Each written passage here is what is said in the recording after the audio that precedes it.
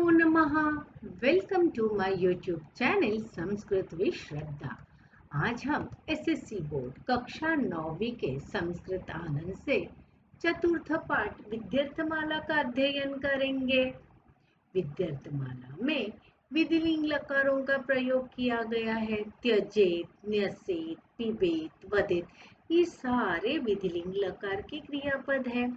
तो चलते हैं पहले श्लोक की तरफ। सुखार्थी चेत् त्यजेत् विद्यां, विद्यार्थी चेत् त्यजेत् सुखम्। सुखार्थिनः कुतो विद्या, कुतो विद्यार्थिनः सुखम्। शब्दावली देखते हैं। सुखार्थी अर्थात सुख की इच्छा करने वाला, चेत यदि, त्यजेत त्यागना, कुतः कहाँ से। अर्थ देखते हैं। यदि कोई सुख चाहता है तो उसे ज्ञान छोड़ देना चाहिए, और यदि कोई ज्ञान चाहता है तो उसे सुख छोड़ देना चाहिए। जो लोग सुख चाहते हैं उनके लिए ज्ञान कहाँ है, और जो लोग ज्ञान चाहते हैं उनके लिए सुख कहाँ है। इस श्लोक को अधिक स्पष्ट करेंगे। कुछ बच्चे निद्रा करना, खेलना, मजा मस्ती करना यही सुख मानते हैं और अपने दिन बिताते हैं। उन्हें सुखार्थी कहा जा सकता है। तो उन्हें विद्या कैसे प्राप्त होगी, क्योंकि सारा दिन सारा समय वे सुख में बिता रहे हैं। विद्या प्राप्त करने के लिए उनके पास वक्त ही नहीं बचता है। उसी तरह जो विद्यार्थी होते हैं वे इन सारे सुखों की तरफ देखते भी नहीं है, अपना सारा वक्त विद्या हासिल करने में बिता देते हैं।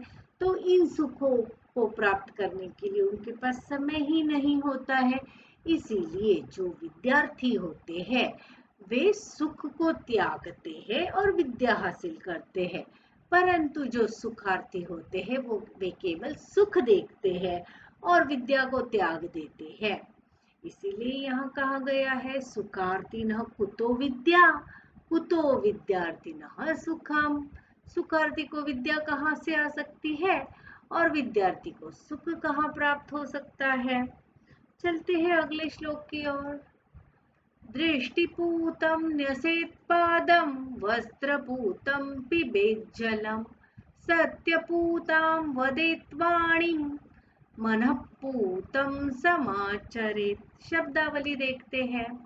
पूतम शुद्ध या पवित्र, वस्त्रपूतम वस्त्र से शुद्ध किया हुआ, सत्यपूतम सत्य द्वारा शुद्ध, मनःपूतम मन से शुद्ध। अर्थ देखते हैं। आंख से पवित्र करके अर्थात अच्छी तरह देखकर पैर रखना चाहिए। कपड़े से छानकर शुद्ध करके जल पीना चाहिए। सत्य से पवित्र करके अर्थात सत्य से युक्त करके वाणी बोलनी चाहिए, और मन से पवित्र करके अर्थात सोच विचार करके आचरण व्यवहार करना चाहिए। हमें ध्यान से कदम रख के चलना चाहिए। यदि हम रास्ते पर अच्छी तरह देखकर नहीं चलेंगे तो कोई विपदा आ सकती है। जैसे पत्थर से ठेस पहुंच सकती है, गड्ढा आ सकता है, कुछ भी हो सकता है। इसलिए कदम बढ़ाने से पहले ठीक से देखना चाहिए। उसी तरह पानी पीने से पहले उसे वस्त्र से शुद्ध करना चाहिए, छान लेना चाहिए। इस कारण हमें शुद्ध जल प्राप्त होगा। हमारी वाणी में हमेशा सच्चाई होनी चाहिए। हमारा हर आचरण सोच समझकर होना चाहिए।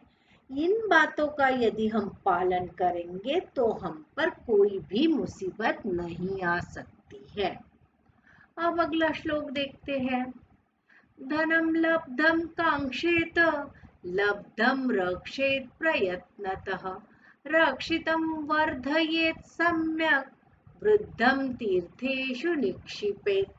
शब्दावली देखते हैं।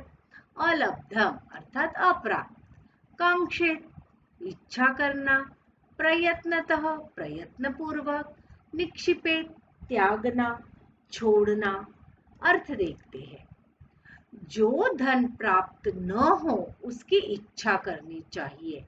जो धन प्राप्त हो उसे प्रयत्न पूर्वक सुरक्षित रखना चाहिए, और जो धन बचा हुआ हो उसे बढ़ाना चाहिए तथा बढ़े हुए धन को पवित्र स्थानों में खर्च करना चाहिए। जैसे कि किसी के पास यदि धन नहीं हो या कम हो तो उसे कैसे हमें हासिल करना है, कैसे उसे बढ़ाना है, इसकी हमें चिंता करनी चाहिए, कोशिश करनी चाहिए। और हमें जो नहीं प्राप्त हो सके ऐसे धन को प्राप्त करने की इच्छा रखकर उसे प्राप्त करना चाहिए। और जो धन हम प्रयत्न इतनी मेहनत करके कमाकर कष्ट से रखते हैं उसे हमें हमेशा सुरक्षित रखना चाहिए। और जो खर्च करने के बाद बचा हुआ धन होता है उसे दोबारा हमें बढ़ाते रहना चाहिए, यानी धन की कमी कभी हमें महसूस नहीं होनी चाहिए।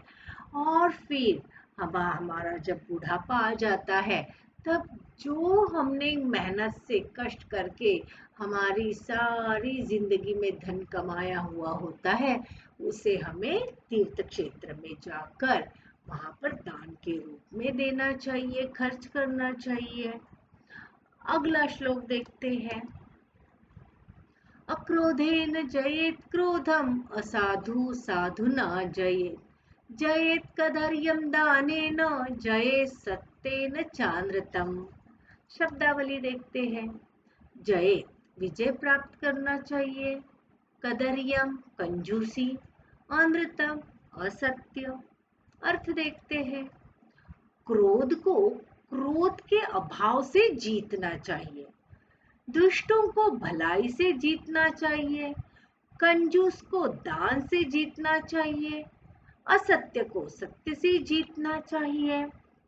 जिसको क्रोध आता है उसके सामने यदि हम शांत भाव से रहे तो उस क्रोध को हम कम कर सकते हैं।